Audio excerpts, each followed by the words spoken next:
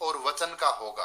ध्यान रहे, रेखांकित शब्द यानी वह शब्द जिसके आधार पर हमें प्रश्नों का निर्माण करना है। संस्कृत में 3 लिंग होते हैं, पुल्लिंग, स्त्रीलिंग और नपुंसकलिंग। इसी तरह से संस्कृत में 3 वचन होते हैं, एक वचन, द्विवचन और बहुवचन। संस्कृत में 7 विभक्तियां होती हैं, प्रथमा, द्वितीया, तृतीया, चतुर्थी, पंचमी, षष्ठी और सप्तमी।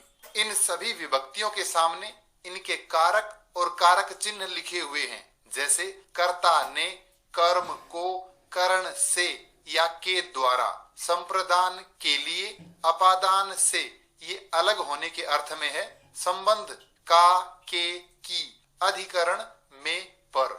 सबसे महत्वपूर्ण बात, प्रश्नों का निर्माण करने के बाद प्रश्नवाचक वाक्य के अंत में प्रश्नवाचक चिन्ह अवश्य लगाएं। प्रश्न निर्माण।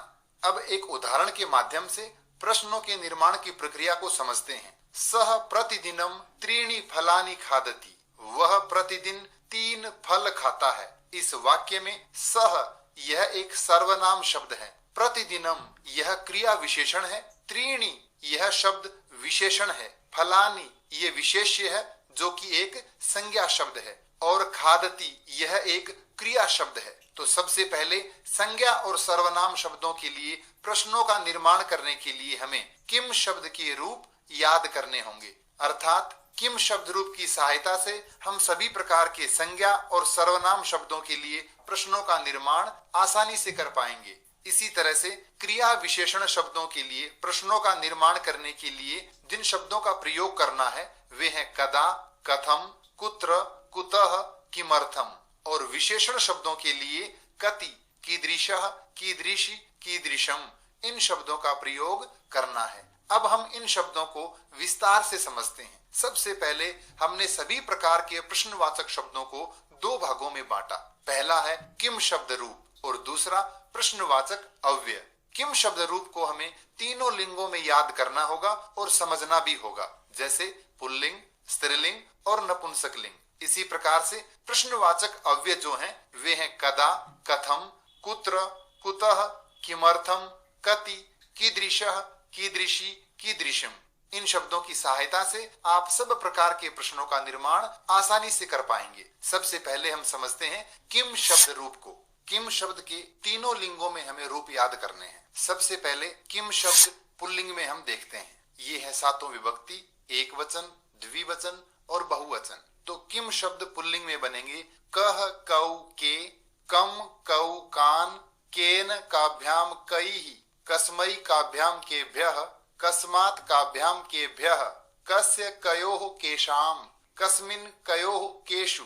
इसी तरह से किम शब्द स्त्रीलिंग में एक वचन, द्विवचन, बहुवचन। रूप बनेंगे का, के, काहा, काम, के, काहा, कया काभ्याम काभिः, कस्यै काभ्याम काभ्यः, कस्याः काभ्याम काभ्यः, कस्याः कयोः कासाम, कस्याम कयोः कासु।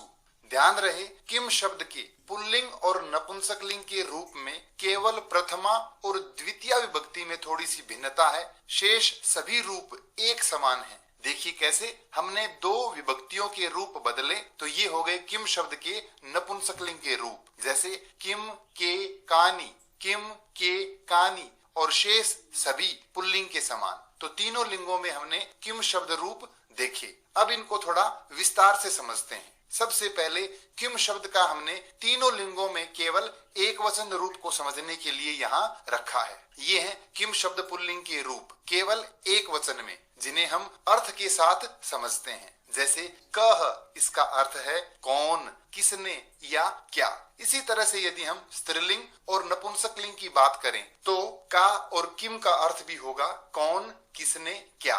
फर्क इतना है कि ये पुल्लिंग है, ये स्त्रीलिंग और ये नपुंसकलिंग। इसी तरह से कम यानी किसको, केन किसके द्वारा, कसमई किसके लिए, कस्मात किससे, ये अलग होने के अर्थ में है। कस्य किसका, किसके, किसकी, कस्मिन किसमें या किस पर। अब कौन से शब्द का प्रयोग हमें कहाँ करना है ये समझने के लिए हम आगे बढ़ते हैं। सबसे पहले हमने प्रथमा विभक्ति पुल्लिंग का उदाहरण लिया है। कुछ उदाहरण मैंने यहाँ लिखे हैं, जैसे बालकः पठति, बालक पढ़ रहा है। सह विद्यालयम गच्छति, वह विद्यालय जा रहा है। सिंहौ उच्चैः गर्जतः, दो शेर जोर से दहाड़ रहे हैं। अश्वाः धावन समये किमपि न खादन्ति, घोड़े दौड़ते समय कुछ भी नहीं खाते हैं। सूर्यः पूर्व दिशायाम उदेति, सूरज पूर्व दिशा में उगता है। इन वाक्यों में जिन शब्दों के आधार पर प्रश्न निर्माण करना है उन्हें हम रेखांकित करते हैं। तो जो एक वचन में है उसके लिए कह, द्विवचन में है उसके स्थान पर कौ, और जो बहुवचन में है उसके स्थान पर के शब्दों के स्थान पर रखते हैं तो प्रश्न निर्माण आसानी से हो जाता है। जैसे बालकः एक वचन है तो हमने रखा यहाँ पर कह, तो प्रश्न बनेगा कह पठति, कौन पढ़ रहा है। कह विद्यालयम गच्छति, कौन विद्यालय जा रहा है। कौ उच्चैः गर्जतः, कौन दो जोर से दहाड़ रहे हैं। के धावन समय किमपि न खादन्ति, कौन दौड़ते समय कुछ भी नहीं खाते हैं। कह पूर्व दिशायाम उदेति, कौन पूर्व दिशा में उदय होता है। अब प्रथमा विभक्ति स्त्रीलिंग के कुछ उदाहरण देखते हैं। जैसे वसुंधरा बहुरत्ना भवति, पृथ्वी अनेक रत्नों वाली है। छात्रे ग्रीष्मावकाशे मातुल गृहम गच्छतः, दो छात्राएं गर्मी की छुट्टियों में मामा के घर जा रही हैं। बालिकाः विद्यालयम गच्छन्ति, बालिकाएं विद्यालय जा रही हैं। पुष्प वाटिका अतीव मनोरमा अस्ति, पुष्प वाटिका बहुत ही सुंदर है। पार्वती तपस्यार्थम गौरी शिखरम अगच्छत, पार्वती तपस्या के लिए गौरी शिखर पर गई। इन वाक्यों में जिन शब्दों के आधार पर प्रश्न निर्माण करना है उन्हें हम रेखांकित करते हैं। तो इन रेखांकित शब्दों के लिए प्रश्न बनाने के लिए जो शब्द हमें काम में लेने हैं वो है का, के, काहा। इन रेखांकित शब्दों के स्थान पर इन प्रश्न सूचक शब्दों को रखने पर हम आसानी से प्रश्न बना सकते हैं। जैसे का बहुरत्ना भवति, कौन अनेक रत्नों वाली है। के ग्रीष्मावकाशे मातुल गृहम गच्छतः, कौन दो गर्मी की छुट्टियों में मामा के घर जा रही हैं। काहा विद्यालयम गच्छन्ति, कौन सब विद्यालय जा रही हैं। का अतीव मनोरमा अस्ति, कौन बहुत सुंदर है। का तपस्यार्थम गौरी शिखरम अगच्छत, कौन तपस्या के लिए गौरी शिखर पर गई। अब नपुंसक लिंग के कुछ उदाहरण देखते हैं। जैसे वृक्षात फलम पतति, वृक्ष से फल गिर रहा है। ग्रामम उभयतः वने स्तः, गांव के दोनों ओर वन हैं। तृषार्तः गजः जलम पातुम जलाशयम गच्छति, प्यासा हाथी पानी पीने के लिए तालाब की ओर जा रहा है। बालकाः धेनुम कदली फलानि भोजयन्ति, बालक गाय को केले खिला रहे हैं। भोजपत्रोपरि लेखनम आरब्धम, भोजपत्र पर लेखन आरंभ हुआ। इन वाक्यों में जिन शब्दों के आधार पर हमें प्रश्न बनाना है उनको हमने रेखांकित कर दिया है। इन रेखांकित शब्दों के स्थान पर किम शब्द के नपुंसकलिंग रूप हमें काम में लेने हैं। वो है किम, के, कानी, यानी एक वचन, द्विवचन और बहुवचन। इनके स्थान पर किम शब्द के ये रूप रखते ही आसानी से प्रश्नों का निर्माण हो जाएगा। जैसे वृक्षात किम पतति, वृक्ष से क्या गिर रहा है। ग्रामम उभयतः के स्तः, गांव के दोनों ओर कौन है, क्या है। तृषार्तः गजः किम पातुम जलाशयम गच्छति, प्यासा हाथी क्या पीने के लिए तालाब की ओर जा रहा है। बालकाः धेनुम कानि भोजयन्ति, बालक गाय को क्या खिला रहे हैं। भोजपत्रोपरि किम आरब्धम, भोजपत्र पर क्या आरंभ हुआ। अब हम द्वितीय विभक्ति से आगे के जो उदाहरण हैं वो पुल्लिंग, स्त्रीलिंग और नपुंसकलिंग तीनों को मिला करके समझते हैं। चंचलः वने व्याघ्रम दृष्टवान, चंचल ने वन में बाघ को देखा। सह वृक्षम उपगम्य अपृच्छत, उसने वृक्ष के पास जाकर पूछा। शालिनी भ्रात्रम प्रतिज्ञाम कर्तुम कथयति, शालिनी अपने भाई को प्रतिज्ञा करने के लिए कहती है। अध्यापिका बालिकाम पाठयति, अध्यापिका बालिका को पढ़ा रही है। दर्शना आश्चर्येण मालिनीम पश्यति, दर्शना आश्चर्य से मालिनी को देखती है। विद्यालयम परितः वृक्षाः सन्ति, इन वाक्यों में जिन शब्दों के आधार पर हमें प्रश्न निर्माण करना है उनको हमने रेखांकित कर दिया। तो जो पुल्लिंग रूप हैं उनके स्थान पर कम और स्त्रीलिंग रूपों के स्थान पर काम रखने पर हम आसानी से प्रश्नों का निर्माण कर पाएंगे। जैसे चंचलः वने कम दृष्टवान, चंचल ने वन में किसको देखा। इसी तरह से सह कम उपगम्य अपृच्छत, उसने किसके पास जाकर पूछा। शालिनी कम प्रतिज्ञाम कर्तुम कथयति, शालिनी किसे प्रतिज्ञा करने के लिए कहती है। अध्यापिका काम पाठयति, अध्यापिका किसको पढ़ा रही हैं। दर्शना आश्चर्येण काम पश्यति, दर्शना आश्चर्य से किसको देखती है। कम परितः वृक्षाः सन्ति, किसके चारों ओर पेड़ हैं।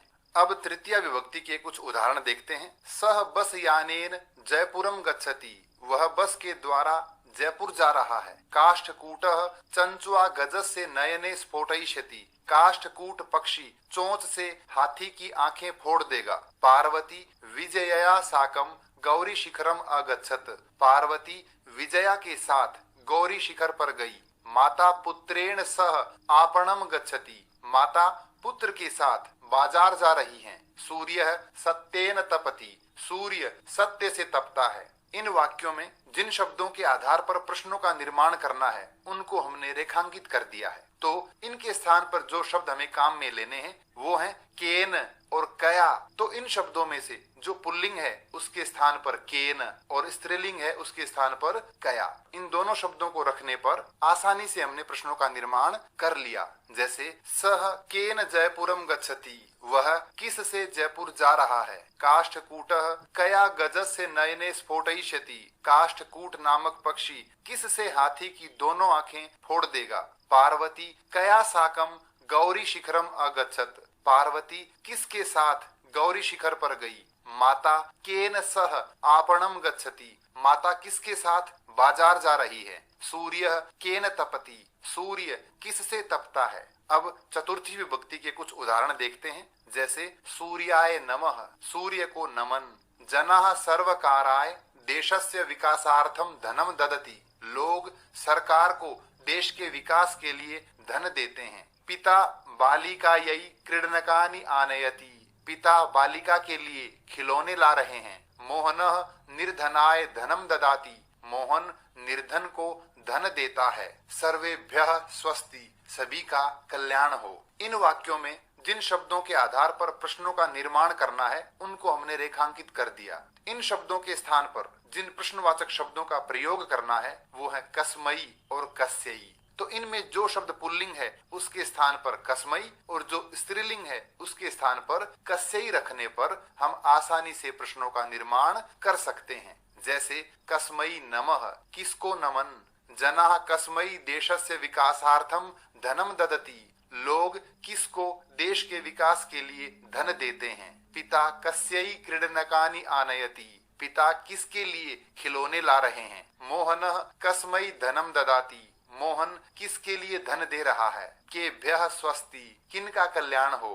अब पंचमी विभक्ति के कुछ उदाहरण देखते हैं। व्याधः सिंहम जालात बहि निरसारयत, शिकारी ने शेर को जाल से बाहर निकाला। सह समयात पूर्वम प्रयासम करोति, वह समय से पहले प्रयास कर रहा है। जनाः पर्वतेभ्यः प्रस्तराणि आनयन्ति, लोग पर्वतों से पत्थर लाते हैं। दीपिका पुस्तकालयात पुस्तकानि आनयति, दीपिका पुस्तकालय से पुस्तकें ला रही है। लता वाटिकायाः पुष्पाणि आनयति, लता वाटिका से यानी बगीचे से फूल ला रही है। इन वाक्यों में जिन शब्दों के आधार पर प्रश्नों का निर्माण करना है उनको हमने रेखांकित कर दिया। तो इन रेखांकित शब्दों में से जो शब्द पुल्लिंग हैं उनके स्थान पर कस्मात और जो स्त्रीलिंग शब्द हैं उनके स्थान पर कस्याः लगाने पर हमने आसानी से प्रश्नों का निर्माण कर लिया। जैसे व्याधः सिंहम कस्मात बहि निरसारयत, शिकारी ने शेर को किससे बाहर निकाला। सह कस्मात पूर्वम प्रयासम करोति, वह किससे पहले प्रयास कर रहा है। जना केभ्यः प्रस्तराणि आनयन्ति, लोग किन से पत्थर ला रहे हैं। दीपिका कस्मात पुस्तकानि आनयति, दीपिका कहाँ से यानी किस से पुस्तकें ला रही है। लता कस्याः, किस से फूल ला रही है यानी कहाँ से फूल ला रही है। अब षष्ठी विभक्ति के कुछ उदाहरण देखते हैं। श्री रामः दशरथस्य पुत्रः अस्ति, श्री राम दशरथ के पुत्र हैं। लुब्धस्य यशः नश्यति, लालची व्यक्ति की प्रसिद्धि यश नष्ट हो जाता है। व्याधः नद्याः जलेन व्याघ्रस्य पिपासाम अशमयत, शिकारी ने नदी के जल से बाघ की प्यास को शांत किया। इदम रमायाः गृहम् अस्ति, यह रमा का घर है। अयम प्रसन्नतायाः विषयोस्ति, यह प्रसन्नता का विषय है। इन वाक्यों में जिन शब्दों के आधार पर प्रश्नों का निर्माण करना है उनको हम रेखांकित करते हैं। तो रेखांकित शब्दों में जो पुल्लिंग शब्द हैं उनके स्थान पर कस्य और स्त्रीलिंग शब्दों के स्थान पर कस्या लगाने पर हम आसानी से प्रश्नों का निर्माण कर सकते हैं।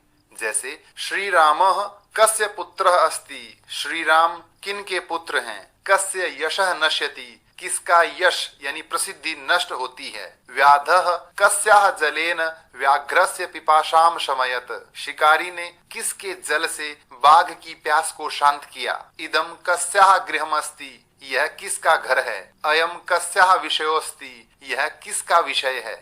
अब सप्तमी विभक्ति के कुछ उदाहरण देखते हैं। सूर्य पश्चिमायाम दिशायाम अस्तम गच्छति, सूर्य पश्चिम दिशा में अस्त होता है। सह बिले प्रविश्य सिंहस्य भोजनम भविष्यति, वह गुफा में प्रवेश करके शेर का भोजन बनेगा। पुष्पेषु चित्र पतंगाः डयन्ते, फूलों पर तितलियां उड़ रही हैं। राघवस्य पठने इच्छा अस्ति, राघव की पढ़ने में इच्छा है। पृथिव्याम त्रीणि रत्नानि सन्ति, पृथ्वी पर 3 रत्न हैं। इन वाक्यों में जिन शब्दों के आधार पर प्रश्नों का निर्माण करना है उनको हमने रेखांकित कर दिया है। तो इनके स्थान पर जिन प्रश्नवाचक शब्दों का प्रयोग करना है वो है कस्मिन और कस्याम। जैसे सूर्य कस्याम दिशायाम अस्तम गच्छति, सूर्य कौन सी दिशा में अस्त होता है। सह कस्मिन प्रविश्य सिंहस्य भोजनम भविष्यति, वह किसमें प्रवेश करके शेर का भोजन बनेगा।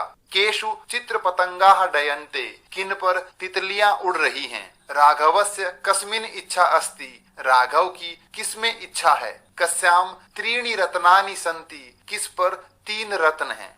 अब कुछ विशेष उदाहरणों के बारे में हम समझते हैं। जैसे मोहनः विद्यालयम गच्छति, मोहन विद्यालय जा रहा है। सह विद्यालयात् गृहम आगतवान, वह विद्यालय से घर आ गया। वृक्षेषु खगाः कूजन्ति, पेड़ों पर पक्षी चहक रहे हैं। वयम भारत देशे निवसामः, हम भारत देश में रह रहे हैं। सह आगरा नगरे निवसति, वह आगरा नगर में रह रहा है। इन वाक्यों में जिन शब्दों के आधार पर प्रश्नों का निर्माण करना है उनको हम रेखांकित करते हैं। ध्यान रहे, यानी गम धातु के अर्थ में यानी जाने के अर्थ में हम वहां पर द्वितीय विभक्ति का कम न लगाकर कुत्र लगाएंगे। इसी तरह से वृक्षों पर पक्षी चहक रहे हैं तो हम यहाँ केशु के स्थान पर कुत्र भी लिख सकते हैं। कुत्र शब्द का प्रयोग करके भी हम ऐसे शब्दों के स्थान पर प्रश्नों का निर्माण कर सकते हैं। जैसे मोहनः कुत्र गच्छति, मोहन कहाँ जा रहा है। सह विद्यालयात् कुत्र आगतवान, वह विद्यालय से कहाँ आया। कुत्र खगाः कूजन्ति, पक्षी कहाँ पर चहक रहे हैं। वयम कुत्र निवसामः, हम कहाँ पर रह रहे हैं। सह कुत्र निवसति, वह कहाँ रह रहा है।